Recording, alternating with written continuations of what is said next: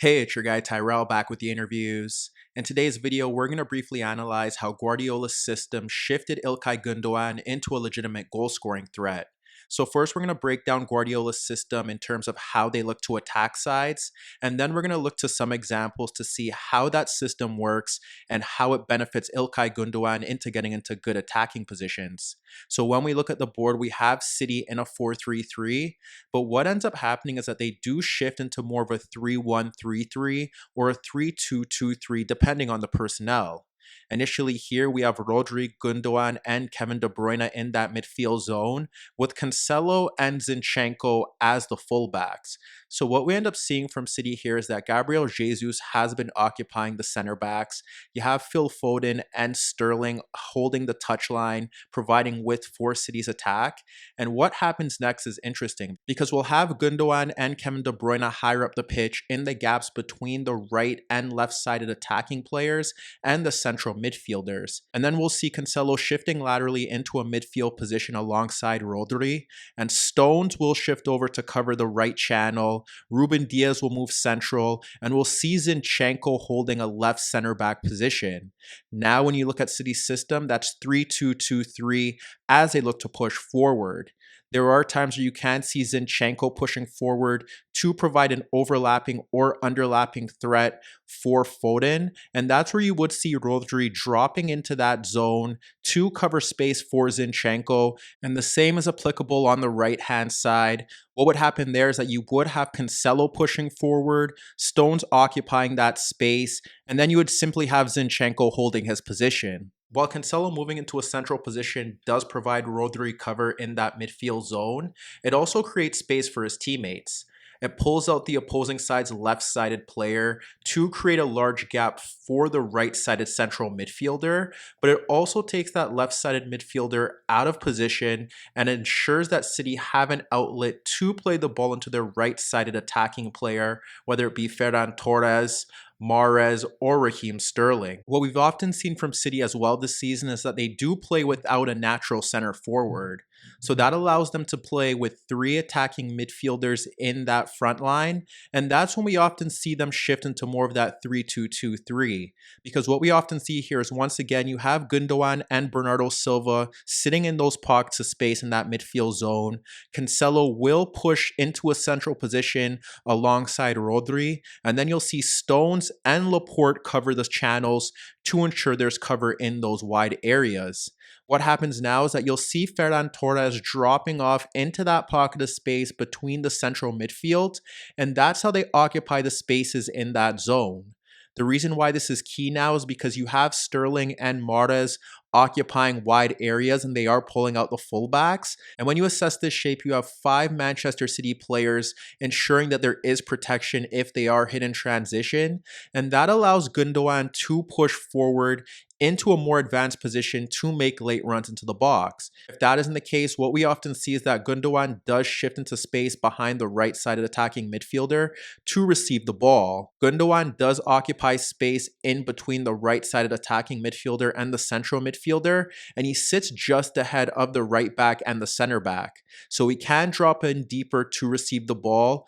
Or what he often does is that he pushes forward because the right-sided attacking midfielder and the central midfielder aren't looking to close him down. And that gives him the freedom to make late runs into the box, and it's up to his teammates to pick him out. Here we could see City shifting into a 3-1-3-3 in possession, with Zinchenko, Gundogan, and Bernardo Silva occupying pockets of space between the Sheffield United midfield trio. As you can see, you have the back three with Walker and Laporte covering the channels, Fernandinho ahead of the Sheffield United front two. And then what happens here is that Zinchenko and Bernardo Silva can drop off deeper to the outside of Fleck and Lundstrom to get on the ball, while Gundogan does float in between the lines to receive the ball or make runs in behind. Against Sheffield United, we were able to see how Gundogan was able to influence the game, while Zinchenko and Bernardo Silva occupied spaces outside of the Sheffield United shuttlers.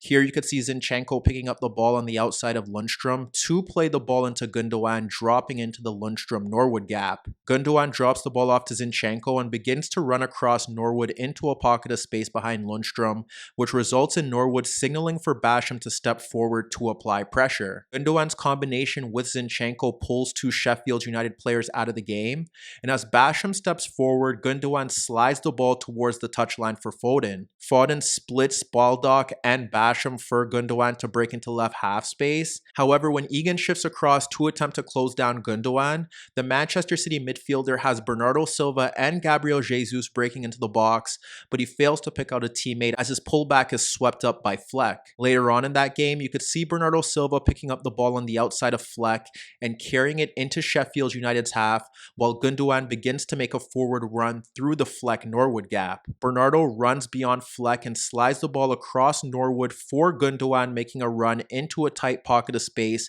ahead of Egan and Ampadu. What Gundogan does well here is that he ends up backheeling the ball, and it takes two Sheffield United players out of the game, and it enables Bernardo Silva to slide the ball into left half space for Foden, which results in a high quality chance for Zinchenko that Ramsdale pushes away. But in most cases, the sides that City have played recently have dropped off into two banks of four. Here you could see Zinchenko holding his position as a left center back, with Gundogan dropping into the Snodgrass-Livermore gap, Mahrez as a false nine dropping between Livermore and Sawyers, and Bernardo beyond the Grant and Sawyers gap ahead of Gibbs, while Cancelo tucks in central to occupy Grant. So as you can see, this is a clear representation of Gundogan's natural position in this system.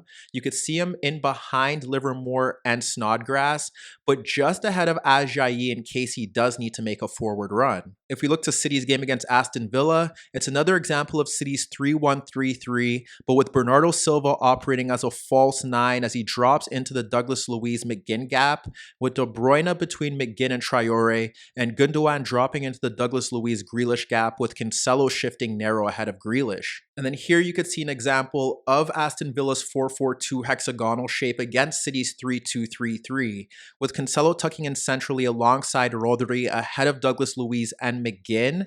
And that's where you see Bernardo dropping into that Douglas Luiz-McGinn gap, while De Bruyne and Gundogan sit in pockets of space between the wide players and the central midfielders. Against Burnley, you saw something similar. Again, it's a 3-1-3-3 from Man City, with Burnley dropping off to two banks of four. You have Rodri behind Vidra and Rodriguez, Cancelo in the Cork and McNeil gap, Bernardo Silva dropping in between the center backs, and Gundogan beyond Goodmanson and Westwood. So as you can see in many of these scenarios, you have Gundogan in an advanced position in a pocket of space beyond the right-sided player and the central midfielder. And the reason why you don't see Gundogan involved in more goals is because sometimes City are hesitant to play that pass. You see Foden ahead of Snodgrass, with Zinchenko making an overlapping run to take Furlong out of the game, so he slides a square pass that Gundogan dummies as he begins to run off Livermore. Cancelo receives the pass from Gundogan's dummy, but rather than playing the ball to Gundogan making a run into the Furlong-O'Shea gap, he opts for a wayward shot over the net as Livermore and Sawyers quickly close in. Minutes later, when Cancelo receives the ball from Mahrez ahead of Grant and Gibbs, he could see Sterling occupying Livermore and O'Shea, while Gundogan begins to make a run across Ajayi. But here, Cancelo is reluctant to play the ball over the West Brom backline and he slides it back to Mahrez. Laporte steps into the Burnley half to pull out Goodmanson, and that's where you see Gundogan making a run into the Peters gap, and he opts to not play the pass. So while his ability to break up play and his passing to get teammates into good position still play a key role in Gundogan's game, it's his runs from deeper positions into goal-scoring areas that have become crucial to his improvement. In the build-up to City's opener, an unmarked Cancelo picks out Gundogan beyond the Sawyers-Snodgrass gap, making a run beyond the Ajayi-Furlong gap to break beyond the West Brom backline. And Gundogan brings down Cancelo's long ball and gets across Ajayi to put Man City ahead. In the build-up to City's second goal, Burnley are initially in a good position with me ahead of Gundogan, Mahrez in a 1v2 ahead of Peters and McNeil, while Cork is tracking Cancelo. But Cancelo's run into the box beyond Cork forces me to step to him and gives Gundogan time to run across the Burnley midfielder into right half space to receive Mahrez's pass across McNeil and Peters. And from there, Gundogan fizzes a first-time ball through the 6-yard box for a Sterling tap-in. If we look to an example of Gundogan's movement creating for his teammates, teammates. Here, Mahrez cuts across Peters to locate Gundogan, making an unmarked run between Loughton and Tarkowski, with Gabriel Jesus occupying the Burnley center back. Gundogan does well to chest Mahrez' ball over the top into the path of Gabriel Jesus, spinning across Tarkowski towards the layoff. But when Gabriel Jesus receives Gundogan's chest down, his shot attempt is blocked by a last-ditch Tarkowski lunge. And in the build-up to City's opener against Newcastle, we see De Bruyne carrying the ball across Murphy with Hayden stepping forward, while Gundogan spins across Longstaff to make a run into the Fernandes-Schär gap. De Bruyne ends up sliding the ball to Cancelo, who bypasses Almiron and Richie for Sterling breaking towards the 6-yard box, while Gundogan continues his run between Yedlin and Fernandes at the back post. But Sterling ends up cutting back onto his left foot to take Richie and Schär out of the game, while Fernandes and Clark occupied Torres in the 6-yard box, thus leaving Gundogan unmarked ahead of Yedlin. What Gundogan does well here is that he follows the play and shifts laterally across the 6-yard box to place himself in a position for a tap-in. Hi everybody, thanks for watching and subscribe here for your latest tactical analysis and daily commentary on the InnerViews show. And if that wasn't enough, don't forget you could find more organic, unfiltered soccer/football analysis on the InnerViews podcast, the best soccer/football podcast in the world, available on iTunes, Spotify, iHeartRadio, Spreaker, and any Android apps on your Android devices.